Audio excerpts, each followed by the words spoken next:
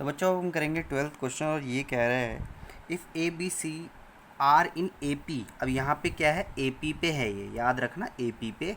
Then show that कि 3 की power ए comma 3 की पावर बी 3 की power C are in G P. देखिए यहाँ पे बहुत ही इम्पॉर्टेंट बात ये है कि भाई अगर कोई भी 3 टर्म्स ए पी में है तो मैं उसको कैसे लिख सकता हूँ। तो देखो मैं उसको लिखूँगा 2b equals to A plus C. और ये मैंने क्यों लिखा, देखो मैं आपको एक एग्जांपल दे देता हूँ, उसके बाद आपको पता चल जाएगा कि ये टर्म ए पी में है तो ये ऐसे लिख सकते हैं। क्यों, देखो अब मैं अगर लिखता हूँ ए पी की सीरीज़ लिखता हूँ 2 4 6 8, ठीक है। अब यहाँ पे अगर मुझे 3 टर्म्स दे रखी हैं 2 4 और 6, ये ए पी है ना, देखो बिल्कुल ए पी है।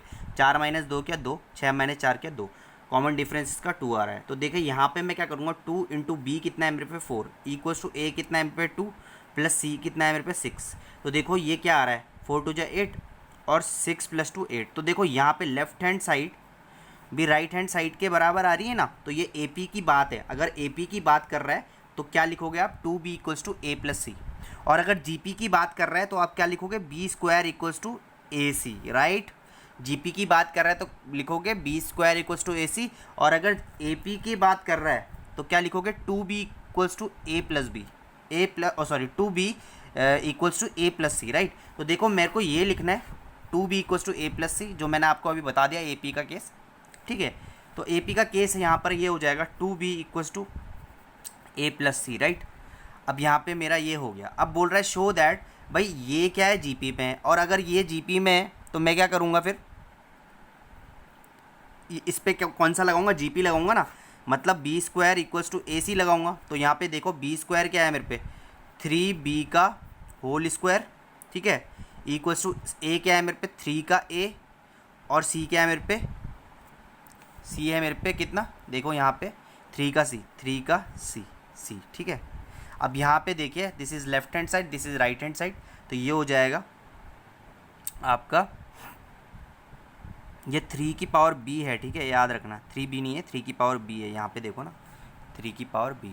तो ये क्या हो जाएगा, 2 आगे मल्टीप्लाई होगा 3 होगा, 3 2b equals to 3a 3c। तो देखो यहाँ पे देखो बेस सेम पावर ऐड हो जाएगी, तो ये हो जाएगा 3 2b equals to 3a plus सी, ठीक है। तो देखो बेस सेम पावर ऐड, तो इससे क्या आ जाएगा मेरे पे 2b equals to a plus C. तो देखो ये मैंने प्रूव कर दिया। और यहीं पे मेरे पे देखो ये जीपी था, ये एपी था, और ये देखो यहाँ से मैंने ये एपी की टर्म आ गई 2b इक्वल्स टू ए सी। तो देखो कितना इजीली मैंने ये सॉल्व कर दिया। तो देखिए मैं बोल सकता हूँ कि भाई 3 की पावर ए 3 की पावर बी और 3 की power C are in GP. Simple है, ये बड़ा इजी होता है, तक घबरा जाते हैं बच्चे इस पे ना, क्योंकि प्रैक्टिस नहीं करी है अभी तक। तो कोई बात नहीं, अब कर लो, कोई प्रॉब्लम नहीं है, देर आए दुरुस्त आए। नेक्स्ट करते हैं। तो देखिए ये कह रहा है भाई if A B C are in A P. तो देखो अगर ये ए बी सी ए पी में है तो क्या होगा, 2b equals to A plus C. Simple बात है, अगर ये ए पी में है तो ये होगा। अब बोल रहा है शो करो भाई ये और ये where X is not equals to 0 are in G P. तो सबसे पहले ये तो मेरा ए हो गया, ये मेरा बी हो गया, ये पूरा मेरा सी हो गया। तो भाई मैं अगर जी पी की टर्म लिखूँ तो बी स्क्वायर इक्वल्स टू क्या हो जाएगा, ए सी। अब देखो बी स्क्वायर कहाँ पे है, ये हो जाएगा 10 बी एक्स प्लस 10। अच्छा ये सारे ऊपर हैं, ठीक है, इसके पावर्स में है, याद रखना है, गलती नहीं करनी, का होल स्क्वायर इक्वल्स टू ए कितना है मेरे पे 10 ए एक्स प्लस 10, ठीक है, मल्टीप्लाई बाय सी कितना है मेरे पे, ये है 10 सी एक्स प्लस 10, ठीक है। तो देखिए कितना इजीली मैंने अब ये इसको कर लूँगा सॉल्व। अब इसको मैं सॉल्व करता हूँ तो ये हो जाएगा 10 2bx प्लस 20 इक्वल्स टू, देखो बेस सेम पावर ऐड हो जाएगी, तो ये हो जाएगा 10 ax plus 10 plus cx plus 10, ठीक है। ओके जी, अब क्या करा जाए, अब इसको मैं सॉल्व करता हूँ आगे, ठीक है। ओके तो देखो यहाँ पे बेस सेम है, दोनों के बेस सेम में, तो जो पावर्स है वो इक्वल टू में आ जाएगी। तो ये हो जाएगा 2bx प्लस 20 इक्वल्स टू, ये हो जाएगा ax प्लस cx प्लस 20। ये 20 से ये 20 कैंसिल आउट, ठीक है।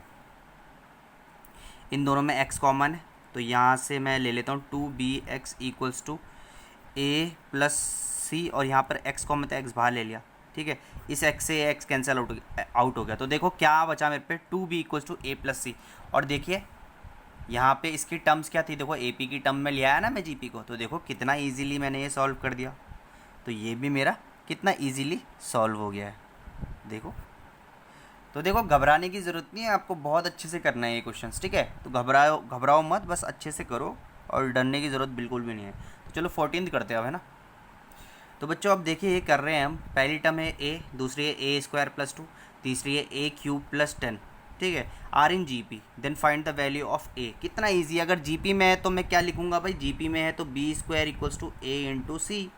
बी स्क्वायर ये है मेरे पे a स्क्वायर प्लस 2 का whole square equals to a है मेरे पे, a में तो मतलब फर्स्ट टर्म, तो a तो मेरे पे a ही है, और c कितना है मेरे पे, c है मेरे पे a का क्यूब प्लस 10, ब्रैकेट में रख देता हूँ क्योंकि मल्टीप्लाई करने में दिक्कत नहीं हो, ठीक है।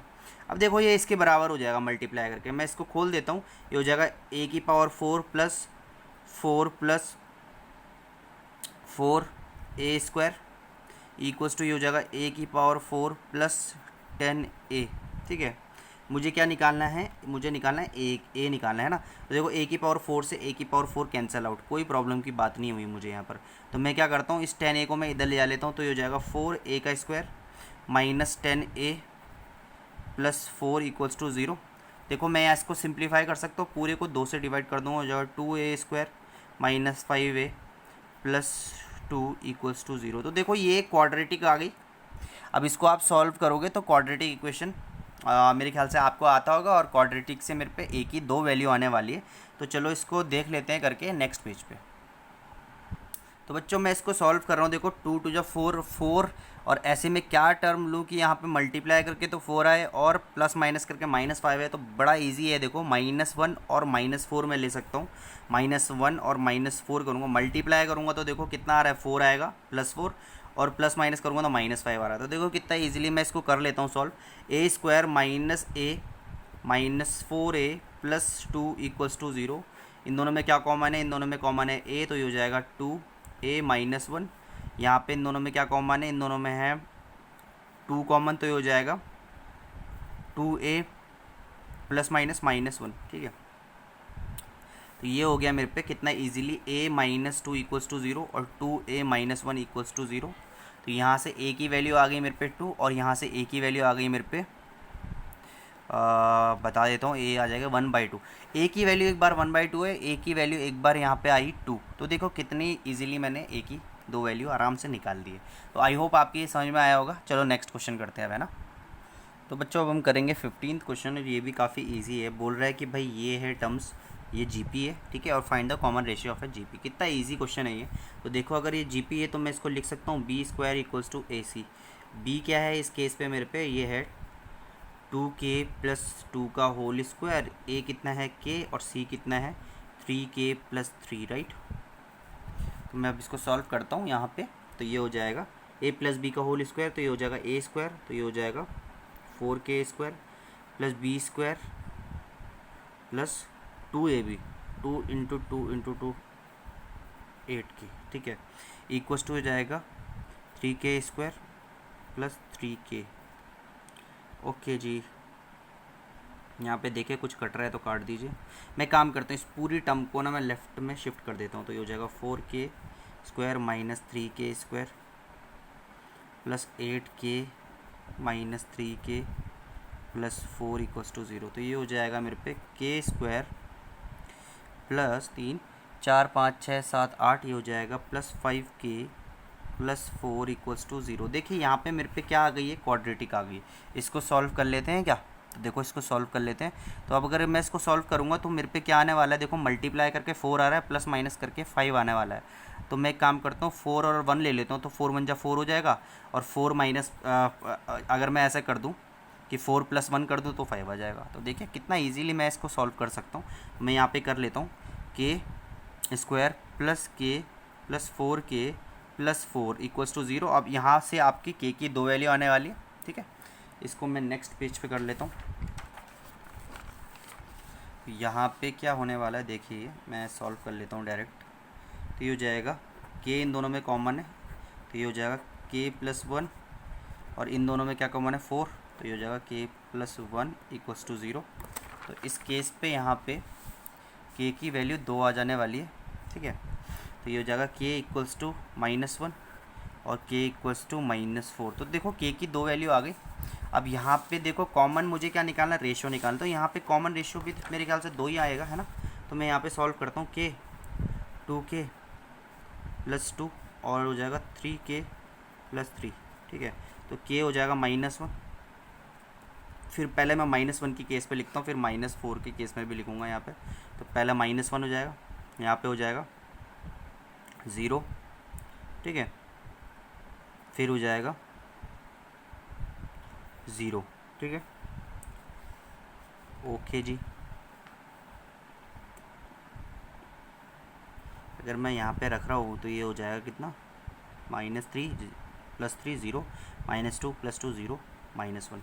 तो यहाँ पे और अब मैं यहाँ पे इस वाले पे रखता हूँ -4, तो मैं ये हो जाएगा -4, ये हो जाएगा -4 -8, ठीक है।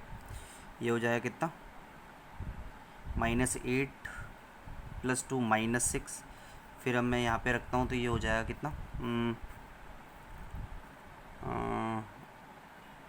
ठीक है। तो ये हो जाएगा 4 या 12, ठीक है, -12 प्लस 3, तो ये हो जाएगा -9, है ना। तो देखो मुझे क्या करना है, अब मुझे रेशियो निकालना है। यहाँ पे तो पॉसिबल नहीं है, अगर ये -1 मैं रख रहा हूँ तो यहाँ पे तो जीपी पॉसिबल ही नहीं है, 0 0 आ जा रहा है। तो मैंने आपको पहले ही बताया था 0 तो हो ही नहीं सकता जीपी में, है ना। तो फर्स्ट वाला टर्म तो कंडीशन सेटिस्फाई नहीं कर रहा, सेकंड वाली कंडीशन कुछ हद तक सेटिस्फाई कर रहा है। तो देखिए अगर मैं करूँ यहाँ पे -6 अपॉन -4, माइनस से माइनस कैंसिल, 2 2 जा 2 3 जा, तो आंसर आ रहा है मेरे पे 3/2 आ रहा है। तो 9 को भी रखता हूँ, -9 अपॉन 6 करूँगा, माइनस से माइन कैंसिल, 3 2 जा 3 3 जा, 3/2 आ रहा है भाई कॉमन रेशियो, है ना। तो जो कॉमन रेशियो आर आ रहा है वो आ रहा है 3/2, विच इज़ वेरी इजी, ठीक है।